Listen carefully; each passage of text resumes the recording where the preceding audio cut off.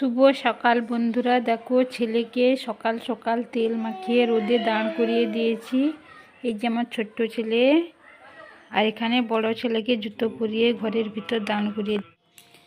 তো দেখো বন্ধুরা, এখন বাজে সকাল 8টা।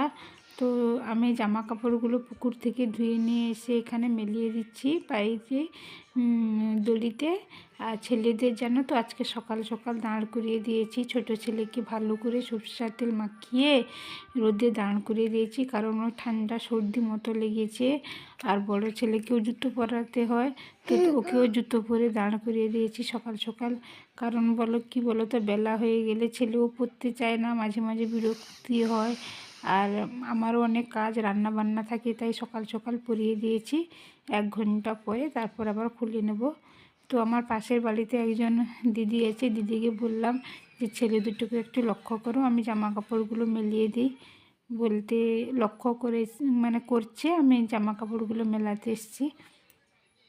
তো জামা কাপড়গুলো মেলানো হয়ে গেলে আমাকে বাড়িতে গিয়ে তাড়াতাড়ি করে ছেলেদের খাবার তৈরি করতে হবে।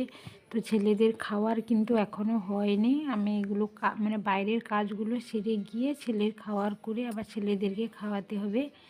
তো এটা আমার সকালে একটা বড় কাজ বলতে পারো, ছেলেদের খাওয়ার করিয়ে খাওয়ানো। কি বলবো বন্ধুরা তোমাদেরকে, ছোট ছেলে আমার কিছুই করতে পারে না, না হাতে তুলে খেতে পারে, না কোনো কিছু বলতে পারে।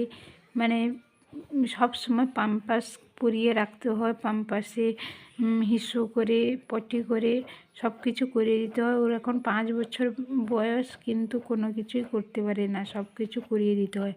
হাঁটা চলাও নিজে করতে পারে না, তো এখন একটু একটু করে নিজে দাঁড়াতে পারে। তো আমি ভালো করে একটু পাশে থাকতে হয়, দাঁড়াবে একটু, কিন্তু পাশে থাকতে হবে, কখন পড়ে যাবে আবার না হলে এরকম। 1 সেকেন্ড বা 2-4 মিনিট, 2 সেকেন্ড 3 সেকেন্ড এরকম দাঁড়ায়, তারপর আবার পড়ে যায়। হাত ধরে দাঁড় করাতে হয়, এরকম একটা অবস্থা জানো। আর বড় ছেলে তো ঠিকঠাক চলতে পারে না, ওকে জুতো জামা কাপড় ধুয়ে মেলিয়ে দিয়ে জানো তো আমি বাগানে কয়েকটা গাছ লাগিয়েছি, তো ওগুলোতে জল দিলাম। ফুল গাছ, লঙ্কা গাছ, বেগুন গাছ, ওইগুলোতে জল দিলাম। তো এসে আবার ছেলেদের খাওয়ালাম। কত কিছু আরও কাজ হয়েছে, তো সেগুলো তোমাদের সঙ্গে আর শেয়ার করা হয়নি। তো এখন আমি রান্নাঘরে চলে এসেছি, রান্না করব।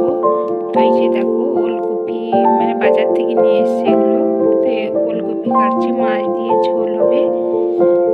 তো আমার কোলেস্ট্রল বাড়া আছে, পাতলা ঝোল হবে ওলকপি দিয়ে মাছ দিয়ে। তো কোনো তেলযুক্ত খাওয়া বারণ করে দিয়েছে, ভাজাও খাওয়া বারণ করে দিয়েছে। আর সবজি সিদ্ধ আর ভাতও না, সবজি সিদ্ধ ফল এইসব খেতে বলেছে, বেশি সবজি খেতে বলেছে। তো দেখি কি রান্না করি। মাছের ঝোল হবে, ওলকপি কাটছে। তো আর যা যা রান্না হবে তোমাদের সঙ্গে অবশ্যই শেয়ার করব। তোমরা দেখতে থাকো পুরো ভিডিওটা, স্কিপ না করে পুরো ভিডিওটা দেখার জন্য কিন্তু সবার কাছে অনুরোধ রইল। জানো তো আমার কোলেস্ট্রল বাড়াতে আমার আরও কাজ বেশি হয়ে গেছে, রান্না বান্না আরও বেশি করতে হচ্ছে আমাদের। ছেলেদের আর বাড়িতে যারা আছে তাদের জন্য আলাদা করতে হচ্ছে, আর আমার নিজের জন্য আলাদা করতে হচ্ছে। নিজের জন্য সব হাতে দিয়ে সেদ্ধ করে খাই। এই যে দেখো আমার ওলকপিগুলো কাটা হয়ে গেছে।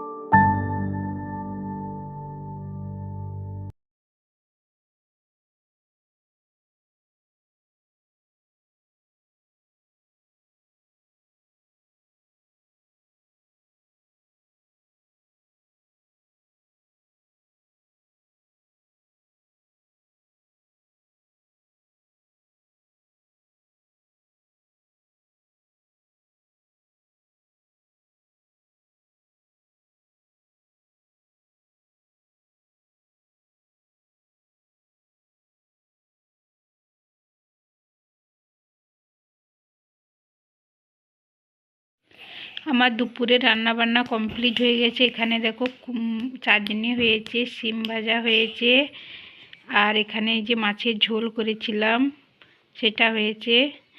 আর এখানে দেখো এই যে লাউ তরকারি, আর এই যে এটা স্যালাড করব।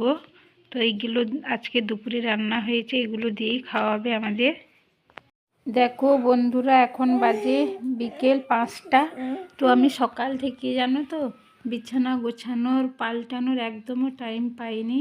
সকালে যা ঘুম থেকে উঠেছি, নিচে চলে গেছি, একদমই উপরে আসার টাইম পাইনি। তো এই যে 5টা বাজে এখন, তো উপরে এসেছি বিছানাটা গোছাতে। তো এই যে দেখো মানে ঠান্ডায় দুটো দুটো কম্বল গায়ে দিতে হয়।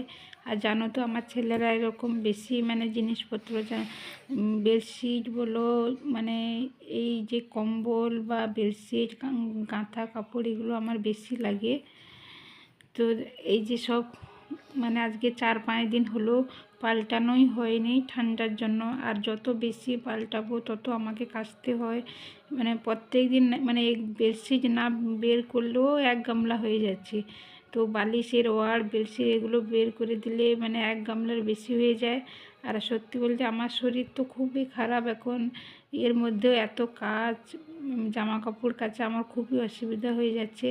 তো 3-4 দিন হয়ে গেল, তাহলে আর মানে এটা রাখাও রেখে শুলেও মানে এর মধ্যে বাচ্চাদের নিয়ে শুবো, এতেও মানে শরীর খারাপ হয়ে যাবে নোংরাতে থাকলে। তো না বের করলেই নয়, তাই বের করে দিচ্ছি।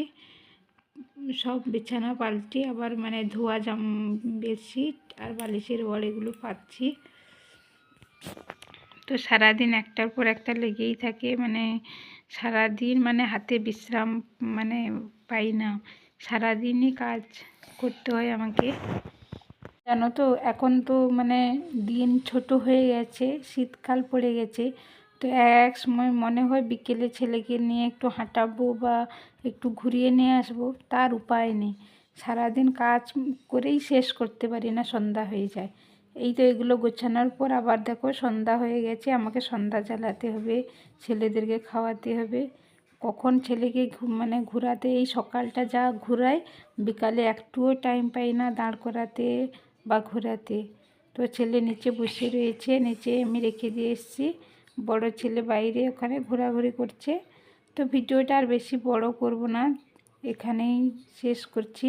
তোমরা সবাই ভালো থাকবে, সুস্থ থাকবে, দেখা হবে পরবর্তী ব্লগে।